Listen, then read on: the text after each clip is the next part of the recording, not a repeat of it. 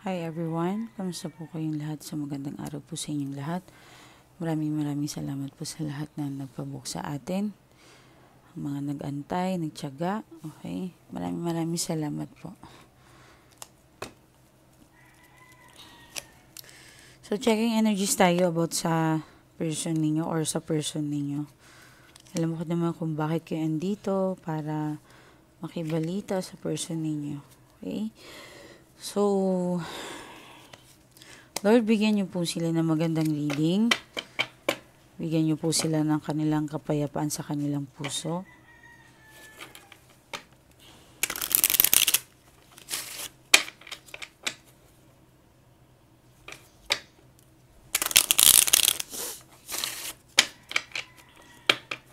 Tingnan natin kung ano yung energy ng person ninyo.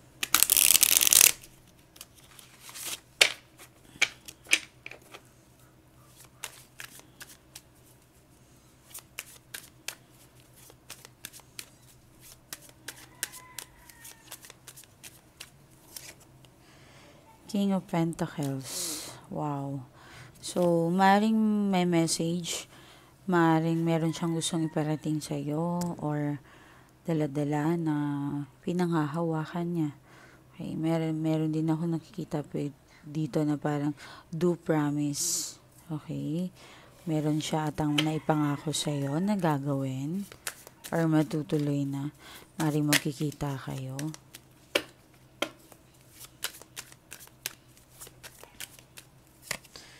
Okay, 9 of Wands,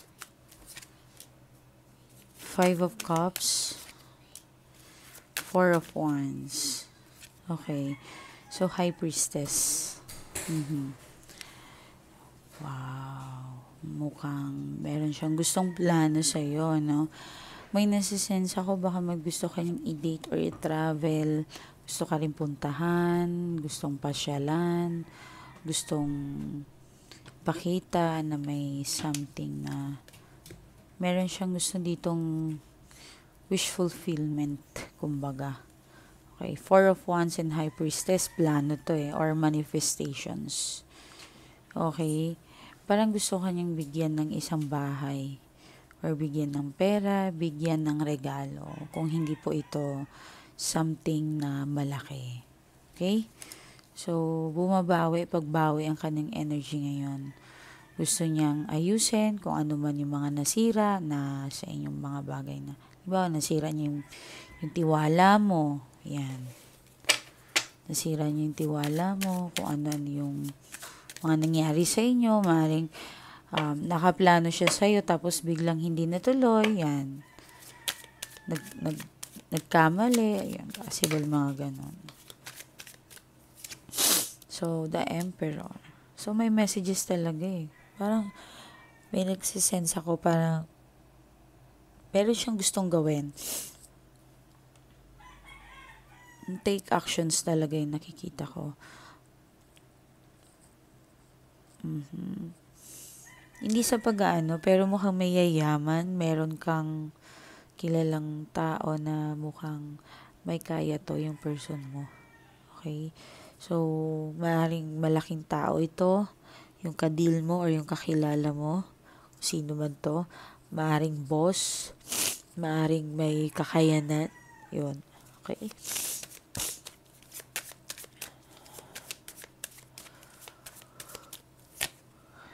Five of Cups, 8 of Cups, sorry, Knight of Swords,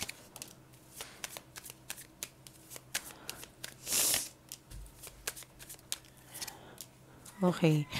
May nakikita ako na later meron ako nakikita dito na parang pagsuyo. Okay? Pagsuyo, may nakikita tayo na something na dito rin pagsuyo rin So talagang magsusorry siya. Pwede. Kung meron siyang energy na something nag-away kayo, hindi kayo nagkasundo. Okay? Parang meron din siyang problema sa kanyang pamilya. Kung hindi itong pamilya, pwede rin po yung mga katrabaho sa malapit sa kanya, pwede. Okay? Agawan ng lupa, agawan ng property, ano pa yung mga mana, 'di ba? May mga ganun po kasi. Yan. So, meron siyang affected siya sa kanyang problema. Okay? So, kung hindi man po ito pamilya, possible po ito na maaaring katrabaho. Halimbawa, meron sip-sip sa kanyang trabaho, yung kasama niya. Okay? So, pero hindi po mananaig yun. Magiging maayos po siya. Okay? So, meron siyang bibilin para sa kanyang sarili. May nakikita tayo. Yan, may nakikita ako na parang dito nga lumabas, meron siyang gustong ibigay sa iyo eh. Yan. Maaaring matutuloy ito. Halimbawa, bibigyan kanya ng isang regalong gusto mo, plano, makikisang-ayon siya sa iyo, kung ano yung gusto mo, yan, mga bagay na yan. Okay? So, yan nakikita natin. May travel din. So, merong pag-alis. Pero, hindi ko alam kung na-assign yung person niyo sa ibang malayo. Sa ibang lugar, pwede. Yung mga, halimbawa, nadidistino sila sa ibang lugar. Okay? Pero, mukhang nalulungkot siya pag malayo ka. Yun nakikita natin dito. Pero kung hindi po, halimbawa, karoon na naman kayo ng trabaho parehong dalawa, babalik ng back to work na, maring nagbakasyon kayo, tapos biglang maghiwalay, back to work na kasi, syempre ikaw magtatrabaho ka na, tapos siya magtatrabaho na rin. So, possible din po to. Okay? So, stalking. Nag-i-stalk siya sa'yo sa social media, nakikita niya na kamusta ka na, ganon, sinisilip-silip niya. Well, itong tao na ito, napakaseloso din. Yan. So, ganun ka rin naman. Ni-stalk mo rin naman siya. Okay? So, yun nakikita natin. So, may pinagseselosan siyang something. Okay? Yan. Pero love na love ka ng tao na ito. I guess naman. Yan. So, hindi ko alam kung nahuli mo ba ito sa phone, nahuli mo sa saang bagay o ano ba. Pwede email, pwede sa bahay, pwede may nagsumbong. Okay? Yan yung mga ano. So, doon kayo nagka-problema. Yan. So, maaaring yung isa't isa sa inyo walang oras, hindi nakapagbigay ng atensyon na maayos. Yan. So, kailangan nyo bigyan ng tuon ng pansin yung person ninyo kung ayaw nyo masira yung relasyon ninyo. So again, yung mga nagko-comment na naayos nyo na yung bahay nyo, kailangan talaga linis. Linis po talaga, no? Everyday po yan kung gusto nyo pong maging maayos ang energy ng inyong pamamahay. So, nagbabasa po ako ng mga comment, di lang ako nagre-reply kasi sa dami ninyo, sa ginagawa nyo, okay? So, linis po talaga yung sala, kwarto. Unti-untiin natin po yan. Huwag po natin idahilan na busy kayo, hindi nyo magagawa. Bigyan nyo po ng isang oras yung sarili ninyo para malinis ninyo yung trabaho ninyo. Or yung bahay nyo, sorry. Okay? Yung mabahong bag, ang pag-usapan natin ngayon. Importante po ang kalinisan ng ating mga bag. Kasi dyan natin na linalagay yung swerte, yung pera, 'di ba? So pag mabaho 'yan, madumi, ano ba yung punit-punit 'yan? Kahit mamahalin pa 'yan, kahit nabili niyo saan-saan, especially yung mga ukay-ukay, hindi po 'yan advisable. Okay, tumigil na kayo sa kakabili ng second hand. Okay? Hindi naman po yan bahay para bumili kayo ng second hand na bahay. Pwede po na yun. Ang ginagawa po natin sa second hand na bahay na meron ng may-ari na bili ninyo dati, hindi kayo ang first time owner, pwede po yun i-cleanse. Natanggal po yun. Sa mga gamit po, as long as possible, wag po kayong bumili ng mga gamit na. Okay? Especially ang wallet. Halimbawa, pinagsawaan na ng kaibigan mo, kakilala mo, o yung sino man yan, biglang ibibigay sa'yo. Meron na kasi akong bago sa'yo na yan. Hindi po pwede yun. Okay? Pasamalas po yun. Para sa amin, tinatawag po namin yun ay pasamalas. Okay? So, syempre kayo, tuwang-tuwa kayo, 'di ba? Sino ba naman ang hindi matutuwa sa binibigyan? Matutuwa tayo. Buti sana kung mayaman yung nagbigay sa inyo. Buti sana kung mayaman yung nagbigay. Syempre, yun. Pasamalas, pasaswerte. Totoo po yun, okay? So, mag-ingat-ingat lang po tayo sa mga bagay na pinapapasok natin sa ating pamamahay. 'Di ba? Common sense na lang po tayo. Yung mga design sa bahay, figuring, anything na pinapapasok sa bahay. May maingat po tayo. Okay? So, checking energies naman tayo. Kamusta kayo? Okay? Lord, bigyan niyo po sila itong manonood na ito na maging masaya. Bigyan niyo po sila ng magandang reading ngayon. Nakikiusap po ako. Alam ko pong ikaw ang malakas at mabilis na gumalaw para sa mga taong to.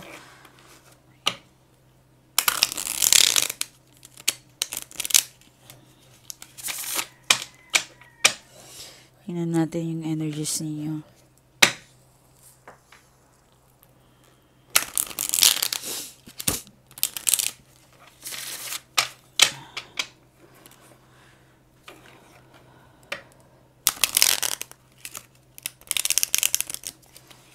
Okay, so alam ko naman kung bakit kayo nandito. Yung iba sa inyo talagang nihihirapan din, ano.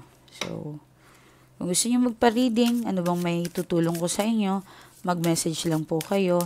Kung di po kayo na-replyan kagad, ibig sabihin talagang busy or marami po talaga kayo. Kung ilang buwan na po hindi kayo napapansin, ibig sabihin, dami account ang gamit mo, nakalock ang profile mo, fake account or walang Facebook Messenger lang ginagamit, hindi ko po pinapansin yung mga taong ganon. Okay?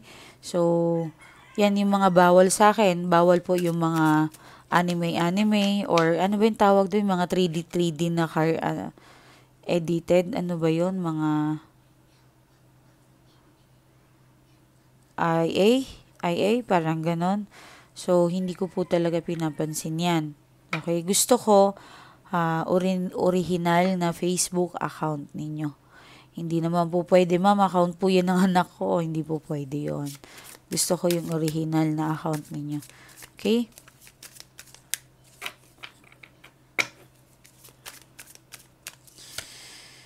Three of Swords. Karamihan dito may takot, may anxiety. Okay? Yan na-observe natin ngayon. May nakaputi akong nakita. Nakaputi.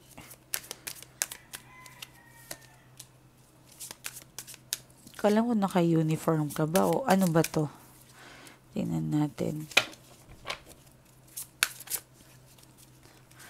Oh, may travel ka. Wow. Maganda to. May travel ka. Meron kang gagawin, plano. Talagang ano eh. Tingnan muna natin to. Wow.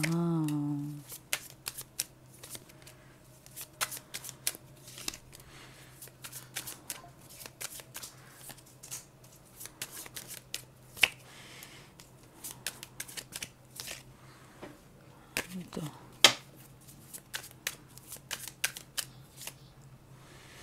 Okay. So, Three of Swords. May fear ka na possible. Yung dating ikaw, takot. Hindi ko alam kung nakailang relasyon ka na, pero may nasisense tayo dito. Marami kang nakaraan na kinalulungkutan mo. Okay? Meron dito na parang ano to? Rejection sa'yo. Okay? Nakakaramdam ka ng rejections, kalungkutan. Siyempre, kahit naman sino, pag nare-reject talaga, di ba? Okay. But, past na yun, di ba? Past na yun. Kaya nga nagsasabi tayo, huwag nyo na masyadong, kulong yung sarili nyo sa nakaraan. Di ba? Tama na. Huwag kayo masyadong madrama sa sarili ninyo. Kasi, Pass na nga yun eh. Dinaanan nyo na yun. Naging okay na kayo. Okay, so, di ko alam kung past relationship mo ba ito. Basta past trauma to eh. So, actually, depression, anxiety, exist po talaga yan. Totoo yan. Kaya nga may mga nagpapakamatay na tao, di ba? Pero, mali naman po na yayakapin ninyo yung mga ganyan na yan.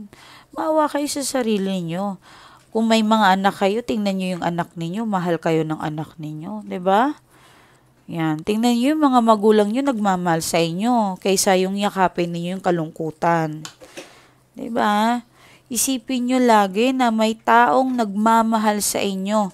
If ever meron ditong nanonood sa akin na nakakaranas ng sakit, iniwan ka ng tao na ito or sino man nung nanakit sa'yo, isipin mo yung taong nagmamahal sa'yo at nagpapahalaga sa'yo. 'Di ba? Huwag mong i-waste yung time mo sa isang tao, nasasaktan ka lang. Sabi nga nila, don't settle for less. 'Di ba? So, at wag kang magplano sa isang taong walang plano sa iyo. Red flag po 'yun. Pag ilang taon na, halimbawa, yung guy, may makikilala kayo, 1 year, matagal-tagal na relasyon na yun para sa akin kasi sa ngayon, tumatagal na lang yung relasyon, 3 months, 5 months, 6 months, 'di ba? Nagsasawa na kaagad. Iba na ang gen ng panahon ngayon. So, kung 1 year, matagal na yon para sa akin. Okay? So, sa loob ng isang taon na yon, kung wala pa siyang plano sa inyo, mag-isip ka. Diba? Hindi ka pinalaki ng magulang mo para saktan lang ng isang tao na stranger na bigla na lang pumunta sa buhay mo. Or, diba? Ganun lang po yun. Pahalagan nyo po yung sarili ninyo. Lagi nyong iisipin. At be smart. Lahat tayo deserve natin magmahal. But lahat tayo ay hindi natin deserve na saktan. Pero kung nasasaktan po kayo, kung nagmahal kayo ng maling tao, hindi naman po tama kung sasaktan yung sarili nyo kaysa magpapakamatay. Embrace niyo yung mga past ninyo. Meron dito, rape victim. 'Di ba?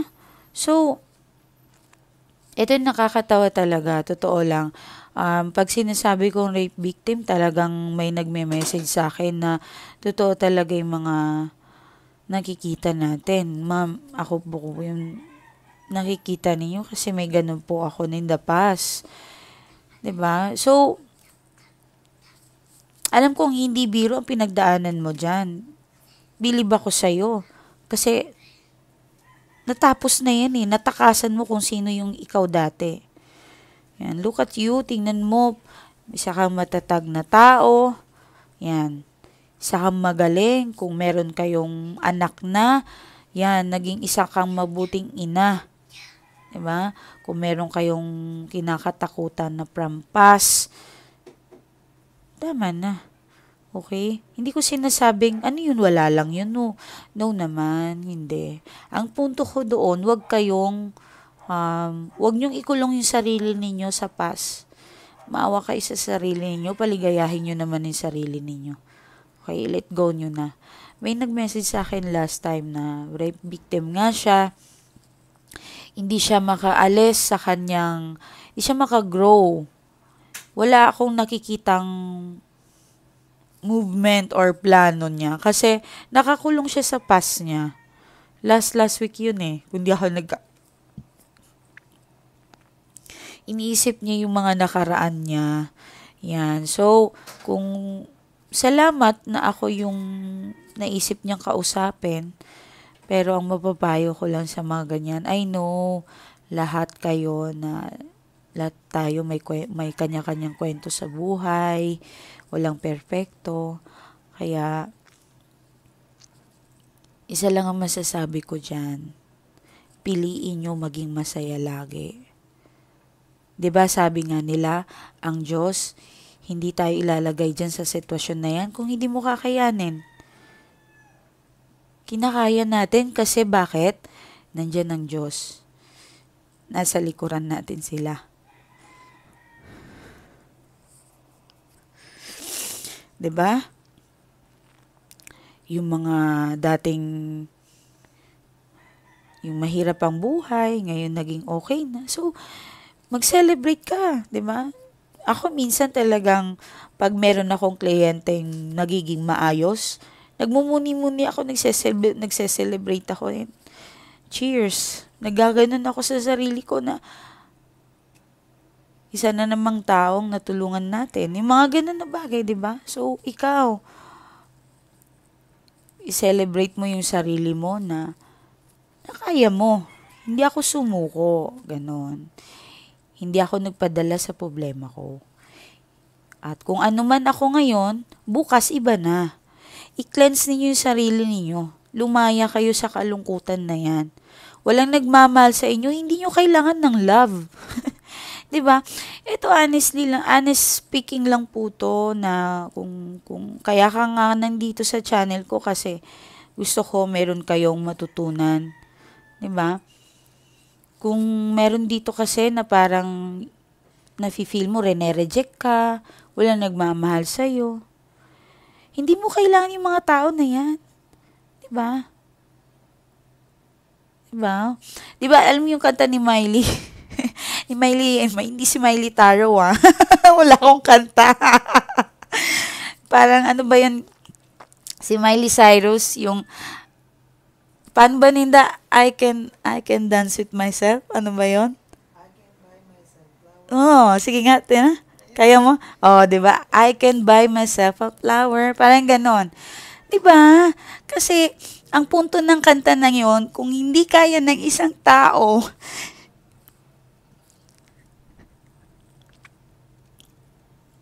na may magbibigay sa kanya ng ganung simpleng kaligayahan niya, ibig sabihin, kaya niyang ibigay sa sarili niya.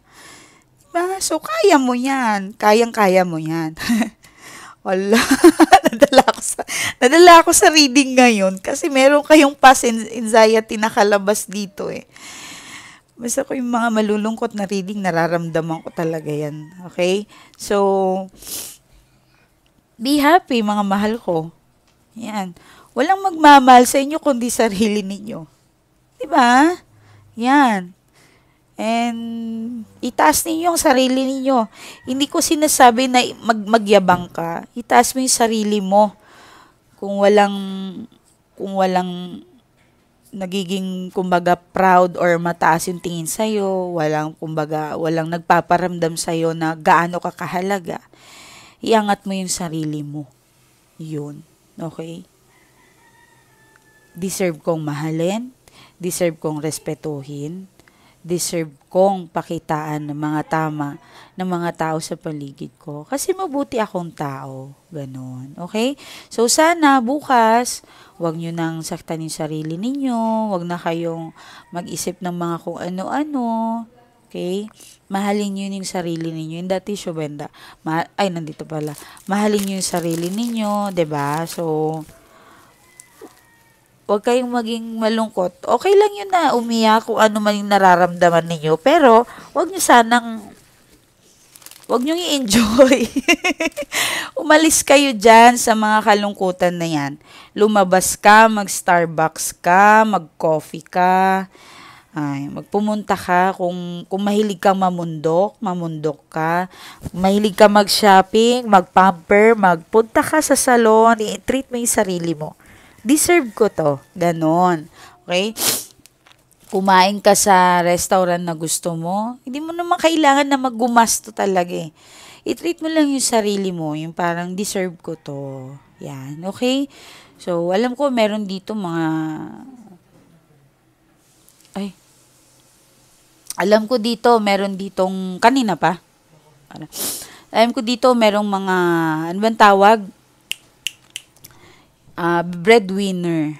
Okay? So, kaya natin yan. Kaya nyo yan. 'Di ba? Mga breadwinner, believe talaga ako sa inyo. Pagpatuloy yung pagiging mabuting tao. Kahit naman hindi, maraming salamat sa mga laging gumagawa ng kabutihan. Lagi tayong gumagawa ng kabutihan. Isipin natin lagi yan. Okay? So, kung gusto nyo pong magpa-reading, ito po ang aking Facebook account, Miley Taro. Maraming salamat po. 11K followers po tayo. Wala pong magme-message dito, ha. Linagay lang po yan para legitimacy na ako po talaga yan. Huwag po kayong mag-message or tumawag. Sa messenger po kayo mag-message. Ito po ang aking messenger or Facebook account. February 4 po yan in-upload. February 4, meron po siyang 973 na react. Ito po ang aking cover. Okay. June 4, 512. Naintindihan? Okay? So, maraming salamat po. Okay? So, basahin natin yung mga nagpapasalamat sa atin. Ma'am, maraming salamat po sa lahat ng naitulong mo sa akin. Dahil, sa dami na po ng napuntahan ko, talagang ikaw lang po ang nakatulong sa akin. Ngayon po ay may isang masayang pamilya po ang nakikita ko ngayon sa aking mga anak at aking asawa. Kasi simula na pong nagpaalaga po ako sa inyo, puro positive po ang nangyayari sa buhay ko. Maraming salamat, ma'am. Worth it po magpaalaga sa inyo. Kasi talagang ramdam ko, una pa lang nung nakilala kita. Blessed po talaga ako, ma'am, nakilala kita. Ramdam ko yung concern mo at pagmamahal mo sa amin. I love you, ma'am. Naway lahat po kami ay marami pa po kayong matulungan. At doon po sa aking hanap buhay, nagiging magaan po lahat ang nararanasan ko. Thank you, ma'am. Wish ko po naway ay makita po kayo in person. Okay? So, marami pa siyang sinasabi pero babasahin lang natin ang mga importante dahil wala na akong low bat na po ako. Okay, ingat po kayo. Maraming salamat. Muli po, Miley Taro. Okay, good luck po sa inyong lahat. Magdasal po tayo lagi, okay? Bye-bye.